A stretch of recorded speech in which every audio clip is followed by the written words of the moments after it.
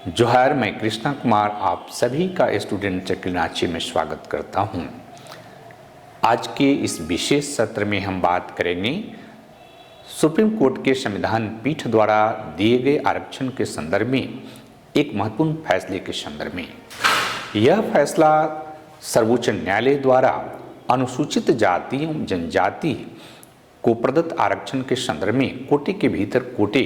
के प्रावधान के संदर्भ में है। दूसरा मुद्दा यह भी है कि क्या SC ST जो समुदाय है उस समुदाय को जो आरक्षण मिला है संविधान के द्वारा उसमें क्रीमी लेयर का प्रावधान किया जाए।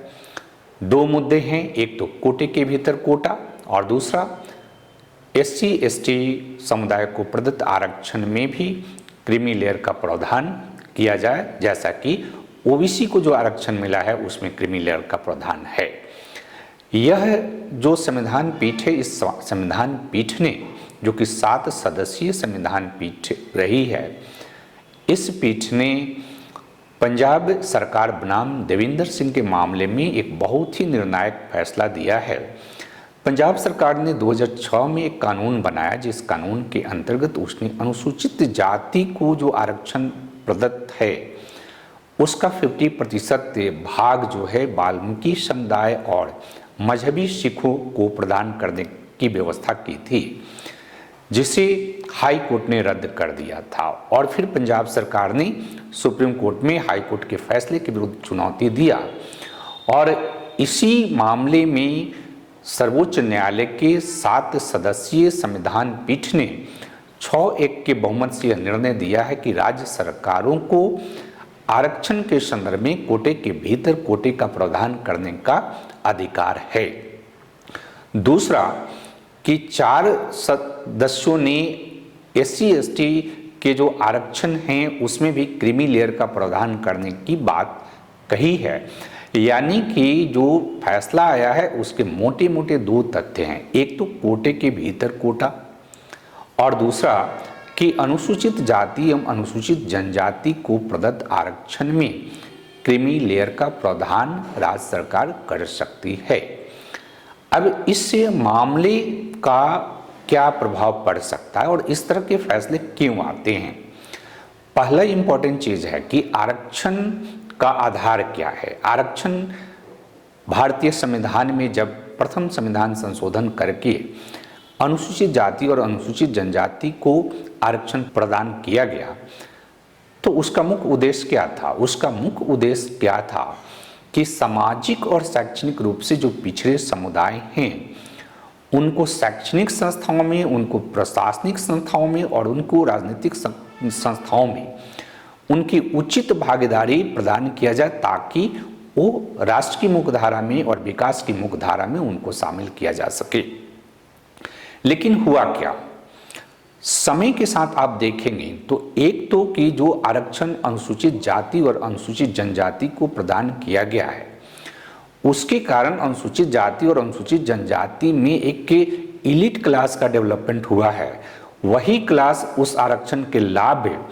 को प्राप्त कर रहा है और इस समुदाय के अधिकांश ऐसे जातियां हैं, अधिकांश ऐसे वर्ग हैं जिनको आरक्षण से कोई फायदा नहीं हो रहा। तो जब तक हम उस इलीट क्लास के फायदे को, जो कि अनुसूचित जनजाति और अनुसूचित जाति से संबंधित लोग हैं, उनके उस फायदे को ब्रेक करके या उनके फायदे को कम करके समाज के उन कमजोर वर्गों को आरक्षण दिलाने का काम नहीं करेंगे तो आरक्षण का औचित्य ही खत्म हो जाएगा। और इस दृष्टिकोण से यह फैसला बहुत ही महत्वपूर्ण है। दूसरी बात है कि इस फैसले का क्या इम्पैक्ट पड़ेगा। इस फैसले का बहुत ही दूरगामी इम्पैक्ट पड़ने वाला है, क्योंकि एक तो कि अनुसूचित जाति और अनुसूचित जनजाति में अगर कोई ऐसा सामाजिक वर्ग है जिसको बिल्कुल आरक्षण का लाभ नहीं मिल रहा तो उनके कोटे के भीतर कोटे का प्रावधान करके उस वर्गों को इसके माध्यम से आरक्षण का लाभ प्रदान किया जा सकता है। दूसरा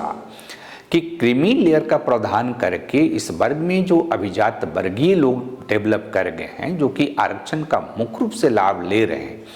उनको उस लाभ से वंचित किया जा सकता है और समाज के जो कमज़ोर लोग हैं उन्हें आरक्षण का लाभ प्रदान किया जा सकता है।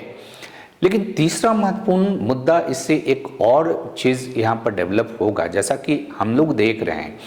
कि जाति जनगणना का मुद्दा जो है भारतीय राजनीति और समाज में हाल के वर्षों में बहुत पॉपुलर रहा है। यह फैसला जाति जनगणना के मुद्दे को और प्रभावी बनाएगा, क्योंकि अगर हम कोटे के भीतर अगर कोटा प्रदान करने का प्रयास करें या किसी सामाजिक वर्ग को आरक्षण के भीतर आरक्षण प्रदान करने का प्रयास करें तो उसके लिए हमें आंकड़ों की ज़रूरत होगी, क्योंकि जब तक हम सामाजिक, शैक्षणिक और आर्थिक स्थिति का आकलन नहीं करते हैं तब तक इस तरह के कोटे के भीतर कोटे प्रदान करने की जो राजनीति है, जो केवल राजनीतिक उद्देश्यों से प्रदान की जाएगी, उसका लाभ समाज को नहीं मिलेगा। और इसलिए आरक्षण का मुद्दा और ये फैसला बहुत ही दूरगामी है और यह फैसला भारतीय समाज में सामाजिक, आर्थिक और राजनीतिक तीनों ही पहलू को व्यापक तौर पर प्रभावित करेगा।